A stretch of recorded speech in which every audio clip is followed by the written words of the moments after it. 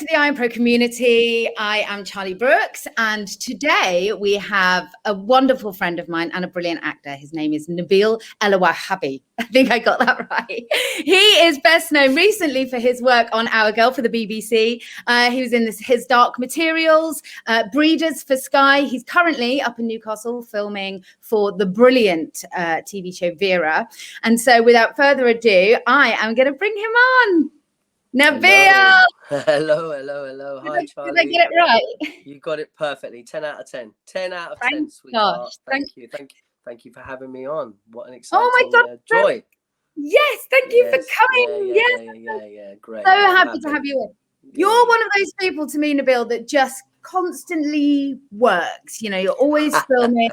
And I know you fill your time with other jobs in between, which is amazing. But your career, I always follow quite closely because, you know, you're just always doing it. Do you know what I mean? You've always got something on the burn, which is brilliant. So I am here today with you because I want to hear about your journey. I want to hear about drama school, how you got into it. So let's take you back to the beginning, if we may. Okay. Yeah, and can you tell me a little bit about your journey into the industry? Was it your dream and passion as a child? And yeah, how did you break in? Well, firstly, thanks for having me on, Charlie. It's lovely to see you, and this is a great platform. So it's a joy to be involved. It's a funny old starting point because no, I had no desire or wish to become an actor or be involved in the business. I remember exactly how this all happened. In fact, funnily enough, I spoke to the person who kind of got me into this mess, and that was my drama school teacher. But let me step back a tiny bit. I was 15 doing my GCSEs at Holland Park School, big comprehensive in West London. And I was a very, very intelligent guy, apparently, because when the results for the GCSEs came, I had passed exactly one of them. All of my GCSEs I failed, which was, as far as I was concerned, the examiners obviously had made mistakes. And I realized that I had to do something quickly. I had to do some retakes. How am I going to explain that I've not passed? You know, I passed one GCSE, and one of the retakes was drama. I thought, how difficult can that be? Bit of tree hugging, you know, turn up, you know, play wind, you know, and and I went into it totally with no real understanding, concern, and I fell in love with it. I remember the first play I did. I remember we did Road by Jim Cartwright. Great piece of work. I remember we studied Burkoff. I remember we did all these work, and we were very lucky. I had three amazing drama teachers, and one of them, Sarah Milne-Rowe, who's actually still friends of mine. She was so encouraging. They were all encouraging, and it was one of those situations. In a simple word, it was the first time that I was engaged. I was first in, last out. You know, I didn't. Yeah, I was engaged. It's as simple as that. And then I started. And then it was then that this was obviously as a GCSE. That was the beginning of my being in love with the idea of behaviour and exploring behaviour. It all started out as just wanting to be a show off and be centre of attention. It starts out that way. Like, look at me, right? And actually, eventually, it changes as the years go on. But from there, I went on and did a BTEC, at Kingsway College. So this was always, you know, kind of like by the scruff of our pants. Do you know what I mean? Or by the seat of our pants, whatever the phrase is. But what I always had was drive. I always kind of was interested in, you know, I didn't really take no for an answer. I was always that way inclined. And it was after BTEC that I decided, right, do I go to a drama school or do I go to university? Now, here's the other interesting thing, and I think it's pertinent to your audience, is it was very interesting. You know, I had zero support around me in terms of guidance, really. I mean, I had the drama school teacher, but by this point I'd already left and I was doing a BTEC. I remember distinctly applying for RADA, and I remember I chose a couple of speeches. One of them was Tamburlaine, you know, and it was like this kind of warrior character, and I thought it would be a really good idea to, you know, shred my t-shirt and wrap things around my arms. I mean, it was so bad. And I remember, and I was so arrogant. and misguided, and I didn't get any help with my speeches. Of course, I didn't get in, right? Understandably. But why am I telling you this? It was a situation where it was one of those situations where I realized later on, it's really important to have people around you who can support you in these endeavors. Do you know what I mean? Yeah. Especially with classical work, you know. So, and Yeah. it's an area of work that I've not done a lot of work in. It still terrifies me, to be honest. But it's something that I love, you know. Anyway, so I went so I didn't get into drama school, and I went to university.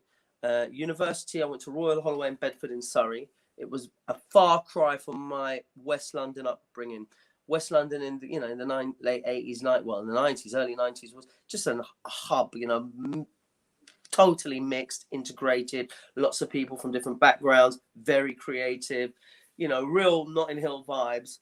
And from there to go from that kind of, being a child of an immigrant in a North African community, mixing with Afro-Caribbean, Spanish, Portuguese, Irish. It was just like this incredible soup of characters. Yeah. And from there, then going to university in Egham in Surrey. And suddenly just like, it was like a real culture shock for me. And it really was. And I found it very difficult, actually. I didn't have the tools at that time.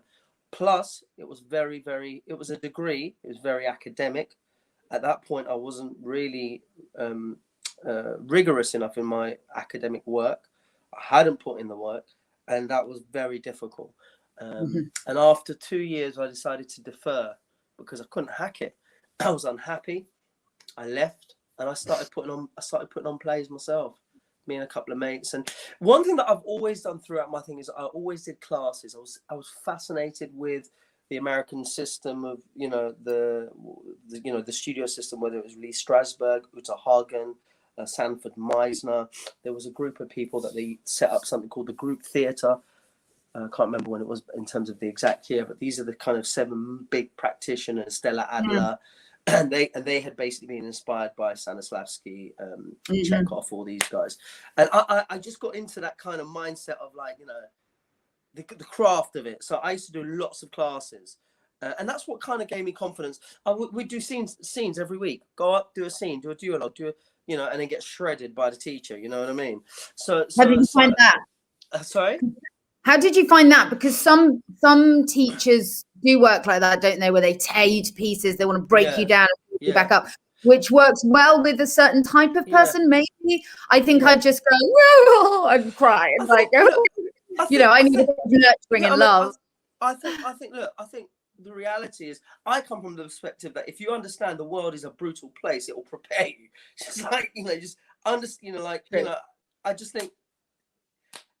Somebody said you don't protect people. You don't protect your kids. You make them strong. Yeah. You don't protect your kids. You make them strong. And I'm a believer in that. It doesn't mean that you lose your humanity. It doesn't mean you accept cruelty. I'm not saying that. Even though cruelty is part of the world. So becoming robust is kind of crucial. And I think. I grew up quite savvy, strict, and I think actually the way we grew up helped because we were kind of tough. We didn't give a shit. We were quite robust, and that served me well. But there's definitely that one has to have some humility in terms of knowing that there's stuff to improve, that there's stuff that you don't know. I think that's really important. Sometimes we're obsessed by wanting to be right and not wanting to be wrong. Actually, it's really important to know that you probably know a lot more. You don't know a lot more than you know. Do you know what I mean? 100%. Yeah. And I think the more you know, the less you realize. Exactly. One of my favorite. Actually, I think it's I think if you frame that correctly, it's a real place of strength. You're a space to receive. Yeah. Do you know what I mean? And you're not an opportunity to teach you, which is what I absolutely to be unafraid of it. People like to teach. Absolutely. So and obviously you want us to be discerning.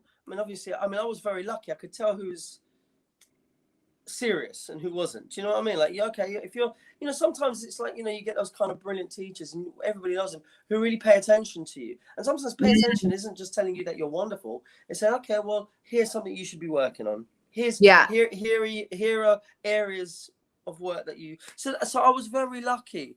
And then after doing that for a year, I went back to uni. And and after about half a year, I got offered a theatre job And then the choice was, how did you get that? It's funny, but in my year out, I had managed to get myself onto a cooperative agency. So I found a kind of agent, they were a co-op.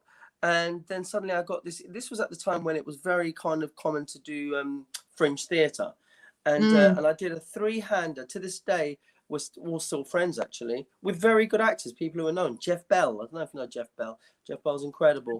Ricky Harnett.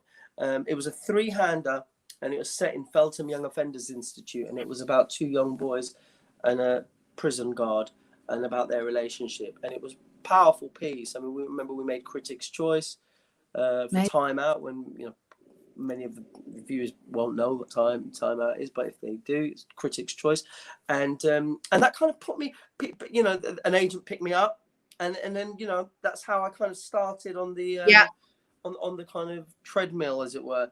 So I don't know if that's the kind of of course. Your roots were in theatre. I'm interested to say, when you deferred your place at uni for the first time, the only time, did you? And you said you went off and put on a couple of plays. How did you go about that? What, you just found a couple of like-minded mates, found a little theatre, found some material already written? It's funny again. It's like, I love the idea of making it happen, of making your own. I think first you've got to swim in the sea of other people. You've got to find your tribe. My thing is, if you want to box, you go to a boxing gym and you box. If you want to write, you find people you write. If you want to act, you find people you act. And I was very adamant about that. I remember I was doing lighting for this. I think it was a theatre, a small fringe theatre underneath a cafe, run by a Greek fella up in North London somewhere, and I was doing the lighting, and there was this strange dude. I can't even remember his name, but I remember he was like an archetypal theatre type. He had a beret and used to smoke rollies when you could smoke inside. You know what I mean? Yeah. It was like really kind of Marxist and very kind of intense.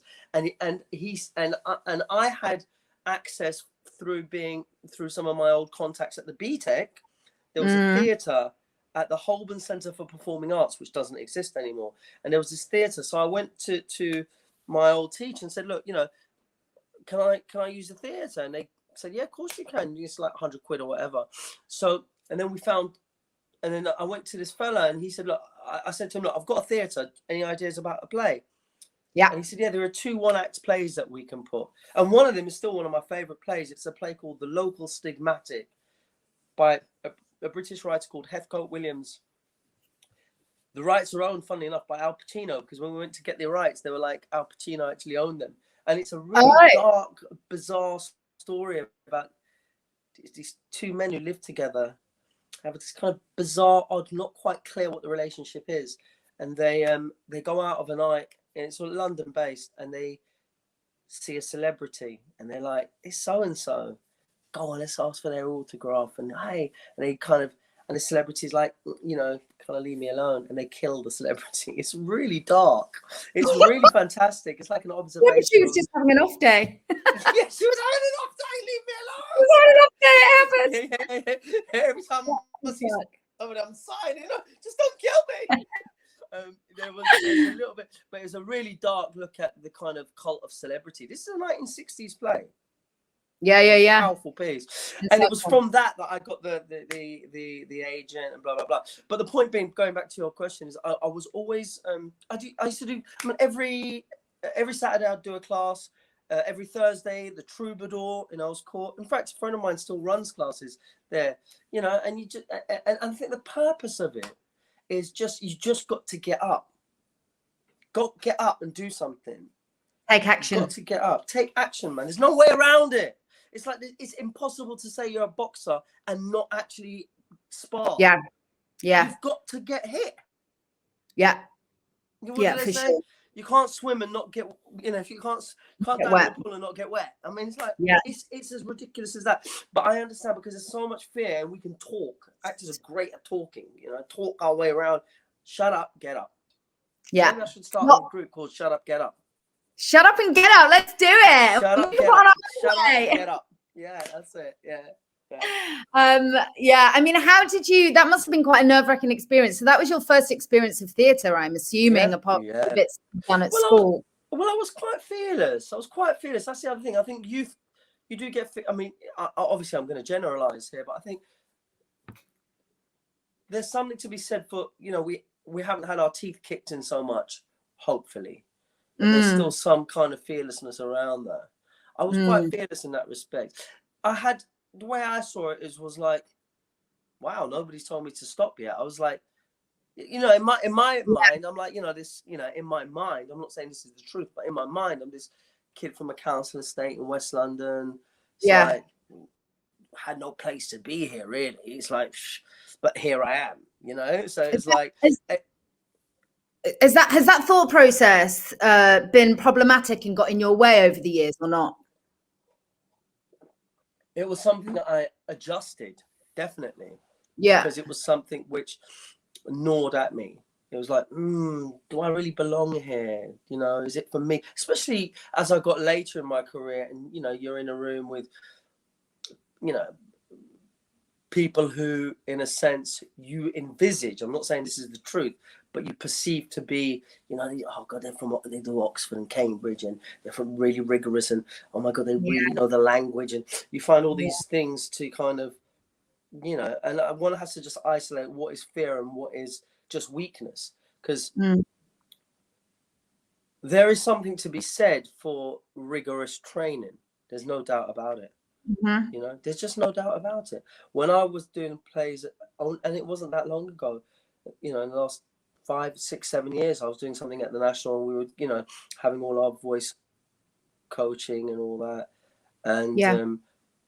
and I really felt that the benefits of you know, using, and I never had that, you know. So you know, would I suggest going to drama school? Is that something, you know, obviously I've never been, so I couldn't say I know what that experience is, but what I could imagine is that the opportunity to study the craft for 3 years exclusively, have an opportunity to put it up on its feet, explore voice, explore, you know, body, explore movement. God, it would be a dream. Now, you know, whether at that age you're open, you know, whether at that age, you know, the flip side to it is, I think you can become so obsessed with it, you become so over identified with it, that it breaks your heart. You know, it means too much to you. And I think sometimes, in a sense, not having that investment, it's like, I never invested myself body and soul in that kind of way. I did my classes and all that, but it's not like, do you know what I mean? It's a different. Totally, but that's what I'm. You know, what I'm hearing from you is that, of course, I mean, that 3 years of just doing what we love would, for me as well, would have been a joy. You know, doubt that it's unaffordable and inaccessible for so many people. But you've made your own way. You know, you've very much learned your job with regards to voice. You've been going to classes. You've done your research on playwrights, on practitioners. So there is an alternative way around that. Just making it happen. You just have to not. I couldn't agree more. I think, and you know, and it's funny. I think, look, it's really important to know the world that you're in to the best of your ability, to investigate, to, you know. I mean, I was very interested in Augustus Boal, who did all the kind of theatre of the oppressed, kind of forum. What is that? Tell us a bit about that. Yeah, so Augustus Boal was an interesting practitioner, very kind of left wing, and he came. I think he was Brazilian, and he, if I'm not mistaken, he came up with this mode of theatre which was really problem solving, to deal with disputes between peasants and farm owners in Brazil, in rural Brazil. And what they started doing was, it's called theatre of the oppressed, because it was an opportunity for people to use theatre as a way of exploring their issues, social issues. So they would find a way to kind of resolve problems. I loved that. I loved that kind of aspect of, you know, so it was a tool. It wasn't a thing of like, just look at me. It wasn't a vanity thing. It was about, how do we use drama to look at our behavior and to potentially adjust it. I liked that a lot. I've always been kind of interested. And also the other things I've always liked, for instance, like new writing. I've always done new writing, one of the things that I always loved about new writing, well, aside from the fact that it was new writing, is it was potentially relevant. You know, it was talking about the issues of the day, whatever that is. Yeah. Do you know what I mean? There was something So about that. Yeah. So that's important to you. Sorry, when you choose your material. Without a doubt. Without a doubt. That's Like when like when I do plays, for instance, I wasn't interested in doing another like being, you know, third person in the group for the Shakespeare. I wasn't interested in that.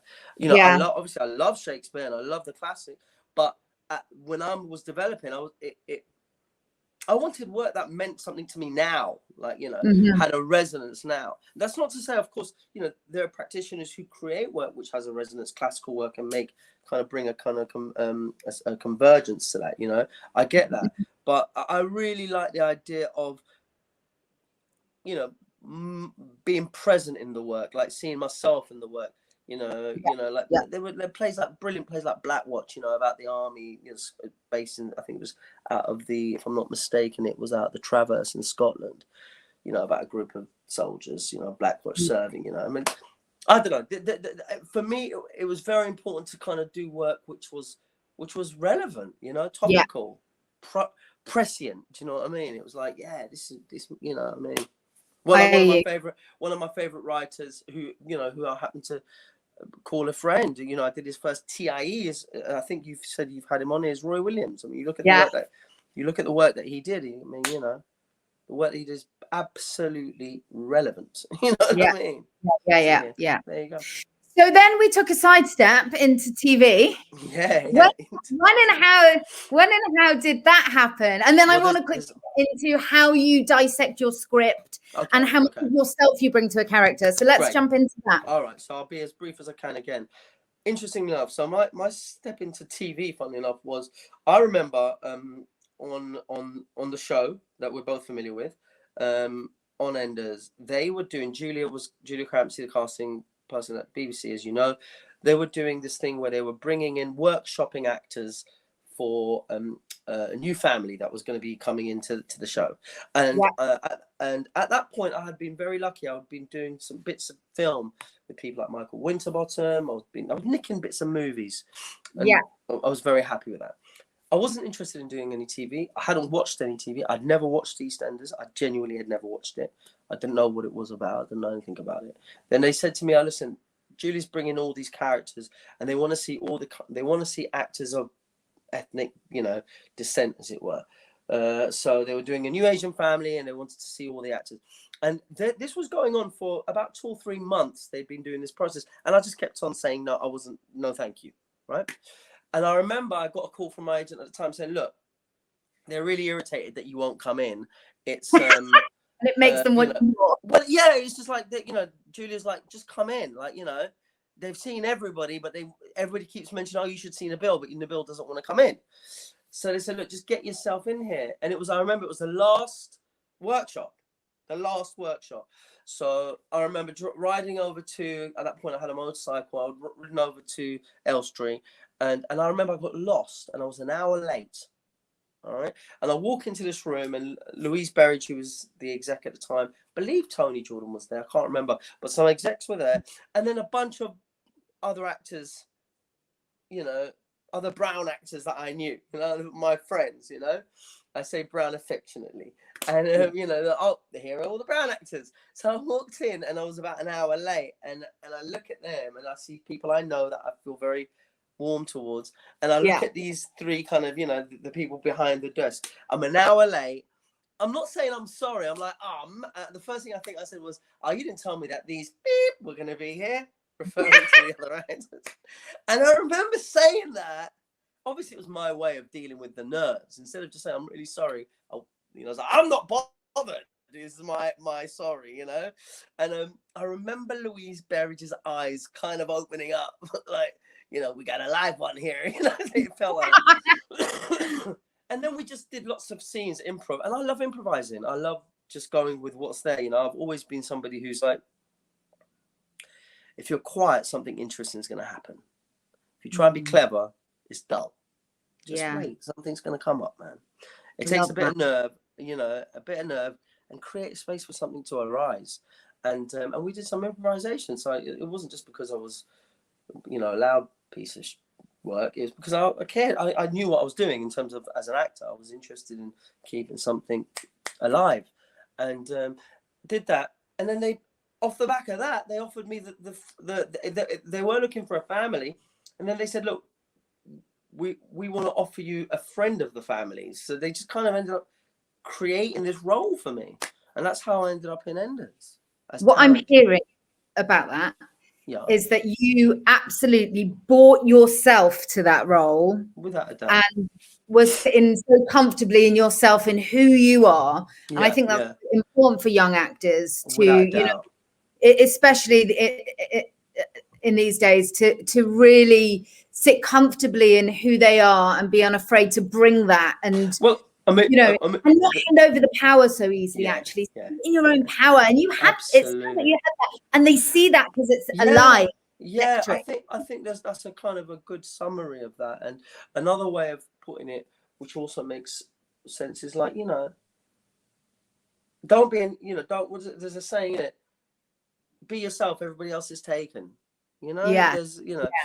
No, but don't be late. Obviously, but don't be late. Don't be late. Don't be late. Don't be late. You know, I mean, I wasn't, you know, it wasn't late on purpose, but yeah, don't be late. It's not cool. But the thing is, it's a very interesting thing. It's like, I always say this: you are you. You bring it. I always think of myself as the kind of colander, and then whatever work I'm doing as the ingredients I pour through the colander. You know, right? That's nice. You know, it's all through the kind of prism of yourself. Yeah. And you know, so you do access different aspects of yourself, right? But it's always you. I don't shy away from that. Now, there are different types of actors. There are actors who, in a sense, almost make sculptures. Something like Daniel Day-Lewis. It's almost makes like a sculpture. It's like he makes a piece of art, almost like it's almost like slightly outside of himself. But then I don't find his performance. I find his performances like pieces of art. Whereas somebody like Fassbender, I find electric, because it's like I can't see the artwork. I just see behavior. I see a being. I see. Do you know what I mean? I don't know if that's kind of no. But there's something, and also there are different ways of, you know, there's a kind of presentational way of performing. You know, you present, there's a kind of presentation, and then there's a being way. I mean, Uta Hagen talks about this, who's a brilliant practitioner, in her book, which I recommend to everybody. It's a pretty standard book, but Respect for Acting. Respect for Acting. Thank you. It's fantastic. It's so good.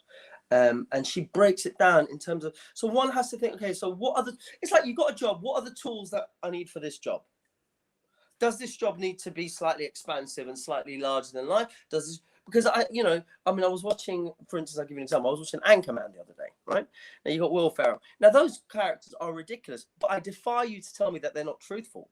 That he's, as large as he is, they are full of truth. It's just they're heightened. Yeah. You know what I mean? They're not empty gestures. They're not just like, I'm an idiot. Or like, oh my God. Like, they are totally truthful. That's why they're so successful. You know, I mean, like Steve Carell. I mean, you can't, how he does what he does, I have no idea. He's an absolute genius. So there's all of that. So what I'm saying is there's all these wonderful ways. And, you know, I mean, I'm very, my place that I work well in is like, you know, detailed, naturalistic. You know, I find it trickier when, you know, if I go from a TV to a theatre job, where you've got to crank it open a bit, and let those emotions travel a bit without being like demonstrative. That's the, you know, so that's the dance that you're doing, and you know, so it's very exciting. There's so many different aspects to what we do. So you bring all of that when you get a new script. You bring all of that stuff. So what's the first thing you do when you sort of, Our Girl, for example? Yeah. Well, or as an example, Yeah, I mean, I think the first thing I do, obviously, is, you know, I don't think one has. It's boring, but I don't think it's to be underestimated. I read the script as many times as I can, like just boringly, just read, just keep reading, and then start, I mean, there are kind of methodologies I use. Often Meisner is quite an interesting technique for this, because you'll often think about where are you coming from, as in the character, where's that character been, maybe write a biography of the character, so you can start creating a world outside of the character, independent of the script. Who is Nabil outside of this script? I would often definitely write down what other people say about the character. Yeah, so many people say that. All that stuff. And so you're trying to build up a picture of who this character is. I often will then, think the obvious thing is about obviously just going through, actioning is so powerful. It makes life so easy. It's boring and dogmatic, but it's good because it gives, it's like it forces you just to get in the dirt, like get your fingers down and see what's going on, like dig in deep. Like, okay, so what does that character want? How is that character getting what they want? What's that character after? And often we'll read stuff. I will read stuff, and the first, it gets deeper. It gets deeper. You just have to keep going through it. You know what I mean? Things present themselves. New things in every read. You'll go, oh shit, I missed that. Oh, exactly. It's so my common. God, that changes the whole thing. Absolutely. So things just pop up, and that gets richer. And absolutely. And there's something about being one of the best experiences I ever had, been directed by God, what was his name? Brilliant household name. I can't believe it. What's his name? The actor, British actor, older actor. Oh, I can't help you. Sorry. Oh, okay. God, he's gonna kill me if he ever sees this. Oh, I'm gonna send it to him. God, it's so annoying. But anyway, point is, he had a very interesting methodology in the rehearsal room. He would ask us to read the play, and he would just say, just read it very gently, just gently. And he'd just always say about just don't press down too much on it. Don't make a decision on it yet. Just touch it. Okay. Excuse me. And with that delicate way of going through it, things appear. Yeah. Because you think, great. Oh, so-and-so says it like that, so I'm going to press on it, and you make a choice on it. Well, once you've gone down that road, you deny yourself any other roads. Just touch it. I love that. I'll have that one. Thank you very much. No problem. When you're filming, so often we jump one episode to another, or different parts of the episode, and it can be quite tricky to maintain your journey. Yep. How do you find that, and what tips do you have around that? I often will have a little notepad, and I'll just jot down where I am in that story. So, for instance, especially with something like Our Girl, which was 6 eps. I was in all eps. So you needed to know, okay, ep 1, where are we now? What's happened? So you kind of track back. And you'd have, often you could do a graph, like a line, and you just put down where you are on that journey emotionally. I'm talking about. So that's just happened. Oh, so he's just found out about that. Yeah. Okay. There's a lot to hold, isn't it? And go. There's a lot to hold, which means you have to label stuff. You have to be kind of diligent and label stuff. I mean, in a sense, that kind of rigorous attention to detail and structure gives you some freedom, because then it's done. You okay, I know where I am. Okay, that's the wallet, that's the phone, that's the check. It's not like just, where is everything? Oh no, that's the phone, that's the wallet, that's where it comes. Boom, boom, boom, boom. So there's a lot of that planning. So so I mean, I always just make a note of where I am in it. I mean, especially like you said, especially in, or even just in one ep. I mean, today I'm in a little while, the car will come and pick me up, and I'm doing the 4th scene in the episode, where emotionally I'm somewhere quite clear, but I just need to remember where I am. So you just have to pay attention. Well, sometimes you have to get to the point before you the stuff before. I mean, I know that productions can be considerate and keep it in chronological order as much as possible, but sometimes it's not possible, is it? And so you have to. What I find really hard is going, well, I'm not sure if I know what that's going to look like yet. And you'll have after. I mean, I think you're right, Charlie. I think that's a concern, but in a sense, that's the work. You know, you have to be really clear about thinking, okay, That's the right, threat. what's the truth of this scene, and does that tally if you track it back? Does that make sense? Am I coming in hot here when actually in the last scene there was none of that heat? So does that make sense? So one has to be very attentive. Yeah. It's like, you know, it's like a puzzle. You know, you're figuring out, okay, that's you know, it's detective work. Detective work. I hear that so much. So true. It's so true. Okay, I could talk to you for so long, and we're at 35 minutes. But no worries. I want to extract. I want to know what advice you'd have. This is how we wrap up our Q&As generally.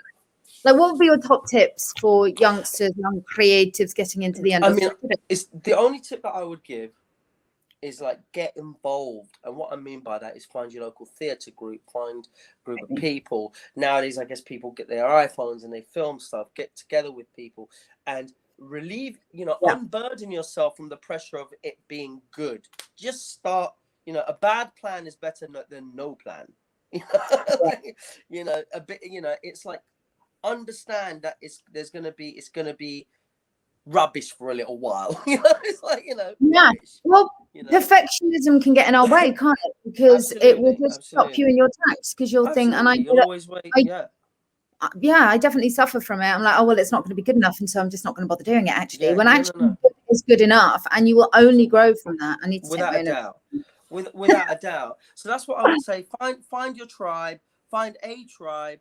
Get stuck in, and and just keep exploring. Don't be overly concerned with the results. Just get creative. If you're young, you've got time ahead of you. Well, what I hope, Nabil, is that the young people of today will find their tribe right here on IAMPRO, and they can join the community and really get involved, because there's so much on offer that can be hugely beneficial. Well, it's just a great thing that you're doing, pulling this all together. I think this is exactly what you're an example of what I mean. You're creating a platform for people to be able to kind of come involved, get involved, find people that they can work with, find practitioners that they can listen to, and just absorb, soak it all up, the hub. Yeah, exactly. It's the creative hub.